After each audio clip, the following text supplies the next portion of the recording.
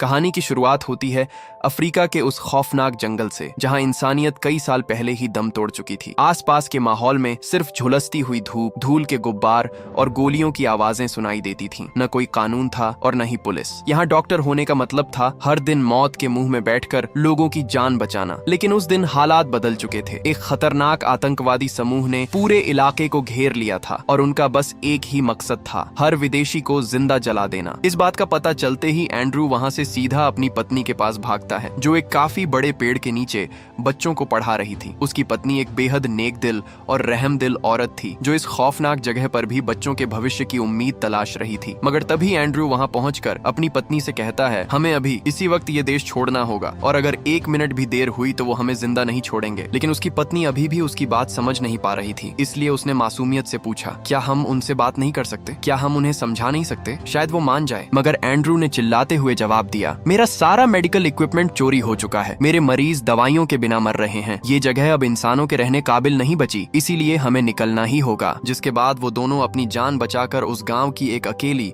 Abandoned air strip की तरफ भागते हैं। लेकिन ये कोई एयरपोर्ट नहीं था, सिर्फ रेत के बीच बना एक सूखा रास्ता था, जहां एक पुराना जंग लगा हुआ छोटा सा प्लेन खड़ा था। उस प्लेन के इंजन से काला धुआं निकल रहा था और प्लेन की हालत देखकर लग रहा था कि ये हवा में उड़ने के काबिल ही नहीं है। लेकिन उनके पास इस प्लेन में बैठने के अलावा और कोई चारा भी नहीं था। इस प्लेन का पायलट था ग्रून, एक ऐसा आदमी जिसके लिए किसी की जान से ज्यादा पैसों की कीमत थी। और रेत के तूफान और आतंकवादियों के खौफ के बीच ग्रून लोगों से दोगुने पैसे वसूल कर रहा था। उसी प्लेन के पास 3 और लोग खड़े थे, जिनका लीडर था मैक्स, एक ऐसा आदमी जिसकी आंखों में ऐसी चालाकी थी जो किसी पर भी भरोसा करने नहीं देती थी। उसके साथ 2 और लोग थे, जिनमें एक बहुत ही सीधा और रहमदिल ब्लैक मैन था, जो चुपचाप सब देख रहा था। उसी वक्त एंड्रू की पत्नी अपने एक लोकल अफ्रीकी साथी को आखिरी बार अलविदा कहती है। लेकिन वो लोकल आदमी रोती हुई आवाज में बोलता है, मुझे माफ कर दो, हमारे देश के आतंकवादियों की वजह से तुम्हें अपना सब कुछ छोड़कर भागना पड़ रहा है। इस दौरान एंड्रू सीधा पायलट ग्रून के पास जाता है। मगर जैसे ही एंड्रू ने ग्रून का चेहरा देखा तो उसका खून खौल उठा, क्योंकि ये वही लालची पायलट था जिसे हफ्ते भर पहले अस्पताल के लिए जरूरी दवाइयां लानी थी। लेकिन उसने पैसों के चक्कर में कंसाइनमेंट डिले कर दिया था, जिस वजह से कितने ही मासूम बच्चों ने एंड्रू के हाथों में दम तोड़ दिया था। तब एंड्रू ने ग्रन से कहा, तुम्हें अंदाजा भी है तुम्हारे लालच ने कितने लोगों की जान ली है, और जो सामान मैंने अमेरिका भेजने के लिए पैक किया था वो भी चोरी हो गया। एंड्रू और उसकी पत्नी को लगा था कि शायद उनकी बातें ग्रन के अंदर के इंसान को जगा देंगी, शायद वो बदल जाएगा। पर उन्हें बिल्कुल अंदाजा नहीं था कि जिस प्लेन में वो अपनी जान बचाने के लिए बैठने वाले थे, वो उनका सबसे बड़ा मौत का जाल बनने वाला था। क्योंकि उस प्लेन के अंदर एक ऐसा राज छुपा था जो उन सभी को जिंदा दफन करने के लिए काफी था। अब इन सब के बाद ग्रून प्लेन के दरवाजे पर खड़ा होकर सारे पैसेंजर्स के सामान को देखता है और साफ मना कर देता है, मैंने तुमसे सिर्फ तुम्हारे शरीर को एक जगह से दूसरी जगह ले जाने के पैसे लिए हैं, इस कचरे के नहीं, इसलिए तुम्हारा सामान यहीं रहेगा। ये सुनकर सभी पैसेंजर्स गुस्से में चिल्लाने लगते हैं, क्योंकि उस सामान में उनकी पूरी जिंदगी की कमाई और जरूरी चीजें थी। मगर काफी कच-कच के बाद ग्रून आखिरकार मान तो जाता है, लेकिन एक बेहद घटिया शर्त रखता है कि कोई भी अपना सामान नीचे नहीं रखेगा, सब अपने सामान को अपनी गोद में रखकर बैठेंगे। खैर, अब उस प्लेन के अंदर का सीन किसी नाइटमेयर से कम नहीं था। वहाँ हर तरफ गंदी बदबू, टूटी हुई सीट्स और लूज वायर्स लटक रही थी। लेकिन अगर वो लोग इस प्लेन में नहीं बैठते तो अगली फ्लाइट पूरे 1 हफ्ते बाद आने वाली थी। और 1 हफ्ते का मतलब था एक तरफ आतंकवादियों की गोलियां और दूसरी तरफ जंगल के खूंखार जानवर। इसलिए न चाहते हुए भी सबको उस प्लेन में बैठना ही पड़ा। जिसके बाद जैसे तैसे प्लेन हवा में उड़ता है और एक पल के लिए सभी लोग राहत की सांस लेते हैं। उन सबको ऐसा लग रहा था कि खतरा टल गया है, पर यह तो सिर्फ तूफान से पहले की खामोशी थी, क्योंकि अचानक प्लेन हवा में बुरी तरह कांपने लगता है। वायर्स से स्पार्क्स निकलने लगते हैं और कॉकपिट से एक अजीब आवाज आने लगती है, जिससे डरकर सभी लोग ग्रन पर चिल्लाने लगते हैं। लेकिन ग्रन लापरवाही से बोला कि मुझे मत सिखाओ, मैंने हजारों फ्लाइट्स उड़ाई हैं, ये छोटी मोटी टर्बुलेंस है, अपनी सीट्स पर चुपचाप बैठे रहो। मगर तभी डॉक्टर एंड्रू अपनी सीट बेल्ट खोलकर आगे आया और ग्रून के चेहरे पर चिल्लाकर बोला कि तुम्हारे लालच ने इस प्लेन में उसकी कैपेसिटी से 3x ज्यादा वेट भर दिया है। ये टर्बुलेंस नहीं है, प्लेन का स्ट्रक्चर टूट रहा है, अगर हमने अभी वेट कम नहीं किया तो हम सब मर जाएंगे। जिस पर ग्रून ने गुस्से में उसे पीछे हटने को कहा। लेकिन तभी एक जोरदार धमाका हुआ। प्लेन के राइट इंजन में आग लग जाती है और हवा का दबाव इतना बढ़ जाता है कि प्लेन की छत का एक हिस्सा उखड़कर बाहर निकल जाता है। इसी चीख पुकार के बीच प्लेन 10,000 फीट की ऊंचाई से जमीन की तरफ एक बेकाबू पत्थर की तरह गिरने लगता है और अगले कुछ ही पलों में क्रैश हो जाता है। है। और ये क्रैश इतना खौफनाक था कि कुछ पैसेंजर्स की मौके पर ही मौत हो चुकी थी। तब एंड्रू किसी तरह होश में आता है। उसने देखा कि उसके अलावा मैक्स और एक और लड़का इस हादसे में जिंदा बचे हैं, लेकिन मैक्स का सबसे करीबी दोस्त इस क्रैश को बर्दाश्त नहीं कर पाया, इसलिए उसकी लाश रेकेज के बीच पड़ी थी। होश में आते ही एंड्रू अपनी वाइफ को ढूंढने के लिए चीखता हुआ आगे बढ़ता है, मगर उसकी पत्नी भारी सामान और प्लेन के लोहे के नीचे बुरी तरह दबी हुई थी। उसका एक पैर पूरी तरह टूट चुका था और खून का फव्वारा निकल रहा था। एंड्रू उसे बाहर निकालने की कोशिश करता है, लेकिन वो लोहा इतना भारी था कि हिल भी नहीं रहा था और उसकी वाइफ दर्द से चीख रही थी। लेकिन तभी पीछे से ग्रून लड़खड़ाता हुआ आया और उसने एंड्रू से कहा, इसे बाहर निकालना नामुमकिन है, इसे यहीं छोड़ दो, और अगर इसका दर्द नहीं देखा जा रहा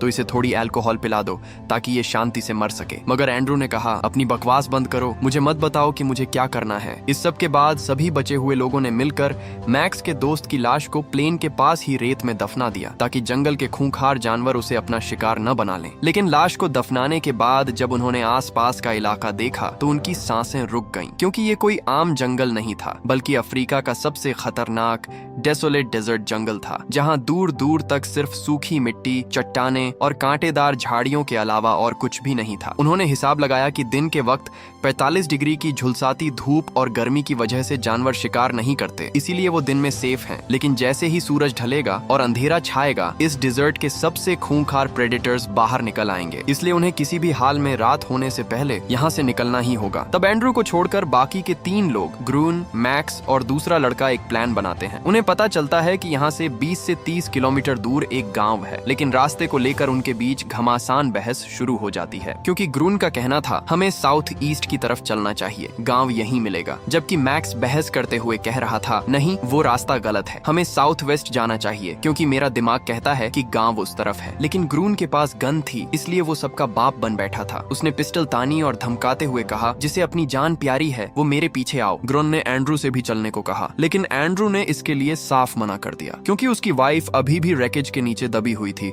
और वो उसे इस हालत में अकेले छोड़कर एक कदम भी आगे नहीं बढ़ सकता था। तब रो रो कर एंड्रू की वाइफ उसे बाकी लोगों के साथ जाने को कहती है, क्योंकि उसे लग रहा था कि वो शायद नहीं बचेगी। पर एंड्रू ने उसका हाथ पकड़कर कहा, मैं तुम्हें छोड़कर कहीं नहीं जा रहा, हम भगवान पर भरोसा रखेंगे। उसने ग्रून से कहा, तुम लोग जाओ और गांव से मदद लेकर आओ, तब तक मैं यहीं अपनी वाइफ के पास रुकूंगा। जिसके बाद ग्रून और बाकी लोग गांव की तलाश में निकल पड़ते हैं। मगर प्लेन के अंदर एंड्रू की वाइफ का हौसला पूरी तरह से टूट चुका था। वो नहीं जानती थी कि वो मदद का इंतजार कर रही है या अपनी मौत का। और तभी प्लेन के बाहर की रेत पर कुछ अजीब से फुटप्रिंट्स छपने लगते हैं, क्योंकि खूंखार जंगल के जानवर दबे पांव प्लेन के करीब आ रहे थे। लेकिन एंड्रू और उसकी वाइफ को इसका जरा भी अंदाजा नहीं था। वहीं दूसरी तरफ ग्रून और उसकी टीम डेजर्ट की तपने वाली धूप में भटक चुकी थी। आधा दिन बीत चुका था, जिस्म का पानी खत्म हो रहा था और सबके गले सूख चुके थे। इस वक्त एक एक कदम उठाना उनको मौत को दावत देने जैसा लग रहा था, यहाँ तक कि वो लोग बेहोश होकर रेत पर गिरने भी लगे थे। मगर ग्रून ने उन्हें थोड़ा सा पानी दिया और आखिरी पहाड़ी की तरफ इशारा करते हुए कहा, बस इस पहाड़ी को क्रॉस कर लो, इसके आगे वो गांव होगा। जिसके बाद वो लोग कैसे भी करके घिसट घिसट कर पहाड़ी के टॉप पर पहुंचते हैं। लेकिन जैसे ही उनकी नजर सामने पड़ी, उनके होश उड़ गए। पहाड़ी के उस पार कोई गांव नहीं था, सिर्फ सालों से फैला हुआ एक सन्नाटा और सूखा डेजर्ट था। ग्रून ने उन्हें गलत रास्ते पर लाकर फंसा दिया था और अब उनके पास पानी की एक बूंद भी नहीं बची थी। उन्हें आगे रास्ता नहीं मिला और सबसे बड़ा झटका ये था कि उन्हें वापस जाने का रास्ता भी याद नहीं था। इसलिए मैक्स ने एक ही झटके में ग्रून के हाथ से उसकी गन छीन ली और गुस्से में उससे कहने लगा, तुम्हारी वजह से हम इस जहन्नुम में फंसे हैं, तुम्हारे लालच ने ही हमें मौत के इस मुंह में धकेला है, इसलिए अब सब मेरे पीछे उस रास्ते पर चलेंगे जहां मैं जाऊंगा। लेकिन ग्रून और बाकी लोग उसके साथ जाने से मना कर देते हैं, क्योंकि उन्हें लगता है कि अगर वो अपने फुटप्रिंट्स को ट्रेस करते हुए वापस प्लेन तक चले गए तो वहां से दूसरी डायरेक्शन पकड़कर गांव पहुंच सकते हैं। इसलिए मैक्स उन्हें छोड़कर अकेले दूसरी तरफ निकल जाता है, जबकि ग्रून और बाकी लोग तपती धूप में घिसटते हुए वापस प्लेन की तरफ बढ़ते हैं। लेकिन जैसे ही वो लड़खड़ाते हुए प्लेन के पास पहुंचते हैं, उनके पैरों तले से जमीन खिसक जाती है, क्योंकि प्लेन के आसपास हर तरफ खून ही खून बिखरा हुआ था और एंड्रू और उसकी वाइफ वहां नहीं थे। प्लेन की टूटी हुई बॉडी पर जानवर के खूंखार पंजों के निशान थे और जमीन पर घसीटने के निशान, जिससे सब समझ गए कि दिन के वक्त ही किसी जंगल के शेर ने उन दोनों पर हमला करके उन्हें अपना शिकार बना लिया है। और इसी डर के मारे सबका खून ठंडा पड़ चुका था कि यह जानवर दिन में भी शिकार कर रहा था। लेकिन तभी अचानक प्लेन के पीछे से डॉक्टर एंड्रू सीधा आकर ग्रून पर झपट पड़ा। वो ग्रून का गला दबा रहा था, उसके सिर पर खून सवार था और ग्रून उससे बचने के लिए तड़प रहा था। पर इससे पहले कि एंड्रू ग्रून की जान लेता, पास खड़े लड़के ने गोली चला दी। गोली की आवाज सुनकर एंड्रू ने ग्रून को छोड़ दिया। अब इसके बाद दर्द और आंसुओं से भरा एंड्रू एंड्रू अपनी वाइफ की अधमरी नोची हुई लाश को मिट्टी में दफन करता है, क्योंकि वो बिखरा हुआ खून उसकी बीवी का था जिसे एक शेर ने अपना शिकार बना लिया था। एंड्रू इस वक्त अपनी पत्नी की कब्र के पास बैठकर बच्चों की तरह रो रहा था। मैं उसे नहीं बचा पाया, काश मैंने थोड़ी और कोशिश की होती। मगर उसका साथी उसे गले लगाकर बोला, इसमें तुम्हारी गलती नहीं है एंड्रू, क्योंकि शेर के सामने तुम कुछ नहीं कर सकते थे। लेकिन ये वक्त अफसोस मनाने का बिल्कुल नहीं था, क्योंकि धीरे धीरे सूरज ढल रहा था। पर इसी दौरान जब ग्रन एंड्रू से बात करने के लिए उसके पास गया तो एंड्रू ने ग्रन पर गुस्से से चिल्लाते हुए कहा, तुम्हें इस सामान के कितने पैसे मिलते हैं जिसे तुम स्मगल करते हो? ये सुनकर ग्रून हैरान रह गया, पर एंड्रू ने प्लेन में छुपाए जंगली जानवरों के सींग और खाल उसके हाथ में थमाते हुए बोला, तुम्हारे इसी लालच की वजह से पहले एक 6 साल का बच्चा और आज मेरी बीवी मारी गई, क्योंकि अगर तुम अपने लालच की वजह से इस प्लेन को ओवरलोड न करते तो ऐसा कुछ भी नहीं होता। पर इस वक्त एंड्रू के गुस्से से ज्यादा उन सब का जिंदा रहना जरूरी था। इसलिए ग्रून ने कहा, हमारे पास रात बिताने का बस एक ही रास्ता है और वो है पायलट कैबिन, लेकिन वहाँ सिर्फ 3 लोग ही छुप सकते हैं। मगर वहाँ सिर्फ 3 लोगों की जगह थी, जबकि वो सब 4 लोग थे। इसलिए उन्होंने कॉइन टॉस किया और मैक्स का दोस्त ये टॉस हार गया, जिसका मतलब था कि उसे पूरी रात प्लेन के बाहर खुले अंधेरे में अकेले बितानी थी। खैर, अब रात होते ही उस लड़के ने ठंड और जानवरों से बचने के लिए प्लेन के मलबे के पास आग जलाई और वहीं बैठ गया। कॉकपिट के अंदर से ग्रुन ने उसे चिल्लाकर कहा, सोना मत, क्योंकि जब तक आग जलती रहेगी शेर पास नहीं आएगा, लेकिन जैसे ही तुम्हारी आंख लगी तुम्हारी मौत पक्की है। जिसके बाद वो लड़का कांपते हुए हाथों से लकड़ियां डालता रहा। आग की लपटें ऊंची उठ रही थीं, लेकिन रात के 2 बजे आग धीरे धीरे बुझने लगती है और उस लड़के की आंखें झुकने लगती हैं। उनके लिए अब एक एक मिनट सालों के बराबर था। बस किसी तरह सूरज निकलने का इंतजार था ताकि वो नए रास्ते से उस गांव की तरफ निकल सकें। लेकिन रात के सन्नाटे में जब ग्रॉन पेशाब करने कॉकपिट से बाहर निकला तो उसने देखा कि आग काफी कम हो चुकी थी और वो लड़का गहरी नींद में सोया हुआ था। इसलिए ग्रुन ने उसे जगाकर कहा, अपनी आंखें खुली रखो, अगर जिंदा रहना है तो आग को बुझने मत देना। और इतना कहकर ग्रून वापस कैबिन में जाकर बैठ जाता है। लेकिन उस लड़के पर नींद का भूत इस कदर सवार था कि ग्रून के जाते ही वो आग जलाने के बाद दोबारा सो गया और थोड़ी देर बाद आग पूरी तरह से बुझ गई। तभी झाड़ियों के पीछे कई सारी चमकती हुई आंखें रोशन हुईं, जो इसी जंगल में रहने वाले खूंखार शेरों की थीं। जिसके थोड़ी देर बाद कॉकपिट के अंदर बैठे तीनों लोगों को बाहर से दर्दनाक चीखों की आवाज आने लगी। ये आवाज बाहर पहरा दे रहे उस लड़के की थी जिसे उन भूखे शेरों ने अपना शिकार बना लिया था। एंड्रू दरवाजा खोलकर उस लड़के को बचाने के लिए आगे बढ़ता है, लेकिन जैसे ही उसने थोड़ा सा दरवाजा खोला, एक खूंखार शेर जोरदार धक्का मारकर कैबिन के अंदर घुसने की कोशिश करने लगा। वो शेर इतना ताकतवर था कि वो पूरे कैबिन को कांपने पर मजबूर कर देता है। सभी लोग मिलकर अपनी पूरी ताकत से दरवाजे को धकेलते हैं, लेकिन शेर के भारी पंजे अंदर आ चुके थे। लेकिन इसी चीख पुकार और दहाड़ के बीच अचानक एक अजीब सा हादसा होता है। कैबिन के कोने में छिपा हुआ एक बेहद जहरीला सांप शेर के सिर पर काट लेता है, जिससे दर्द से तड़पकर जैसे ही शेर पीछे हटता है, इन लोगों ने तुरंत दरवाजा बंद कर लिया। लेकिन खतरा अभी टला नहीं था, क्योंकि उसी सांप ने अफरा तफरी में उनके एक साथी को भी डस लिया था और सांप का जहर उसके जिस्म में फैलने लगा था। मगर एंड्रू ने बिना एक सेकंड घुमाए उसकी टांग पर कसकर रस्सी बांधी और एक तेज कटर से जख्म पर गहरा कट लगाकर उसका जहरीला खून बाहर निकाल दिया, जिससे उस बंदे की जान तो बच जाती है, पर इससे वो अधमरा हो चुका था। ऐसे ही कई घंटे बिताने के बाद फाइनली सूरज निकल आया। जैसे ही डरे हुए वो लोग कैबिन से बाहर आए तो उनका वो छोटा साथी वहाँ नहीं था, सिर्फ उसके खून से सने हुए कपड़े और घसीटने के निशान बचे थे। खैर, अब वक्त बर्बाद किए बिना बाकी लोग गांव की तरफ पैदल चलने लगते हैं। लेकिन डॉक्टर एंड्रू का हौसला अब पूरी तरह से टूट चुका था। अपनी वाइफ और दोस्त को अपनी आंखों के सामने मरते देखकर उसकी हिम्मत ने जवाब दे दिया था। इसलिए वो एक सूखे पेड़ के नीचे ढेर होकर बैठ जाता है। वो ग्रन से कहता है, मैं अब एक कदम भी आगे नहीं चल सकता, मेरा वजूद खत्म हो चुका है। मैं यहीं अपनी वाइफ के पास अपनी मौत का इंतजार करूंगा। मैंने अपनों को शेर के हाथों मरते हुए देखा है, मैं अब और नहीं सह सकता। ग्रून और बाकी लोग उसे समझाने की कोशिश करते हैं, लेकिन एंड्रू किसी की नहीं सुनता और आखिरकार वो लोग एंड्रू को यहीं छोड़कर आगे बढ़ जाते हैं। लेकिन वो लोग अभी मुश्किल से कुछ ही दूर गए थे कि तभी उन्हें सामने से एक गाड़ी के आने की आवाज सुनाई देती है। उन्होंने देखा कि इस कड़कती धूप में एक जीप उनकी तरफ आ रही थी, जिसे देखकर ग्रून और उसके साथी खुशी से पागल होकर हाथ हिलाने और चिल्लाते हुए मदद मांगने लगते हैं। लेकिन जैसे ही वो गाड़ी उनके पास आई तो उनके पूरी तरह से होश उड़ गए, क्योंकि वो कोई रेस्क्यू टीम नहीं थी, बल्कि ये वही आतंकवादियों का खतरनाक ग्रुप था जो पूरे इलाके में अमेरिकन को ढूंढ रहा था। वो गाड़ी उन लोगों को इग्नोर करके सीधा आगे बढ़ती है और पेड़ के नीचे बैठे डॉक्टर एंड्रू के सामने जाकर रुकती है। हेवी गन से लैस आतंकवादी गाड़ी से उतरते हैं और एंड्रू से पूछते हैं, तुम हमारी जमीन पर क्या कर रहे हो? तुम विदेशी हमारा माल चुराने आए हो ना? लेकिन एंड्रू दर्द से कराह रहा था। फिर भी उसने अपनी कांपती आवाज में कहा, मैं एक डॉक्टर हूँ, मैंने सिर्फ यहाँ के लोगों की जान बचाई है। लेकिन आतंकवादी आतंकवादियों का दिल पिघलने वाला नहीं था। तभी उनमें से एक आतंकवादी प्लेन के wreckage की तरफ जाता है और वहां से उन रेयर एनिमल हॉर्न्स और स्मगल्ड आइटम्स को बाहर खींच निकालता है, जिसे देखकर उनका खून खौल उठा था। तब उन आतंकवादियों का लीडर एंड्रू पर गन तान कर उसे धमकाता है, तुम झूठे हो, तुम हमारी जमीन से हमारी कीमती चीजें चुराकर अमेरिका में स्मगल करते हो। तभी पीछे खड़े ग्रून ने कहा, इसे छोड़ दो, क्योंकि ये स्मगलिंग ये नहीं, मैं करता हूँ। इस डॉक्टर ने कुछ नहीं किया। ये सुनकर आतंकवादियों का लीडर ग्रून की तरफ देखकर बोला, इस हिसाब से तो हमें तुम्हें मारना चाहिए। मगर उसी वक्त उनका लोकल अफ्रीकन साथी